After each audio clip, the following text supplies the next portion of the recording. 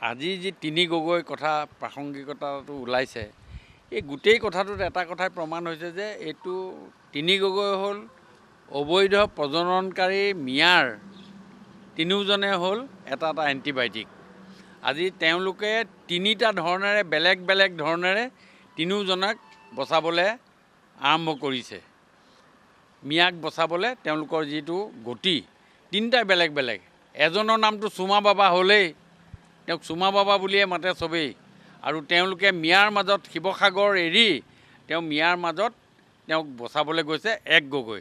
আৰু দ্বিতীয় গগৈ হ'ল তেওঁ গোটেই সৰ্বস্ব ত্যাগ কৰি তেওঁলোকক উদ্ধাৰ কৰাৰ কাৰণে তেওঁলোকে বিভিন্ন ধৰণৰ বাণী ৰাইজৰ আগত বিলাই দিছে, যিটো কাৰণে আজি উজনি অসমত থাকি তেওঁ আজি এই ব্যৱস্থা হাতত লৈছে। এইটো অতি দুৰ্ভাগ্যজনক কথা, আৰু তেওঁলোকে সম্পূৰ্ণৰূপে তেওঁলোকক আত্মসমৰ্পণ কৰিছে। ৰাজনৈতিকভাৱে হওক সামাজিকভাৱে হওক তেওঁলোকে মিয়াৰ ওচৰত তেওঁলোকে আত্মসমৰ্পণ কৰিছে।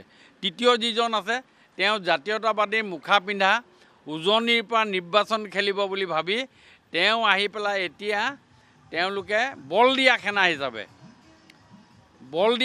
হিচাপে দুইজন গগৈৰ লগত লগ খাইছে, যে বল দিয়া সেনা নেপোলিয়ন বোনাপাৰ্টক যে বল দিয়া সেনা, এই সেনা হিচাপে তেওঁ আহি পেলাই তাত গৈছে। গৈ পেলাই তেওঁলোকে কৰিব খুজিছে যে মিয়াক সহায় কৰিব লাগে, মিয়াক উদ্ধাৰ কৰিব লাগে। এইকাৰণে তিনি গগৈ আছে।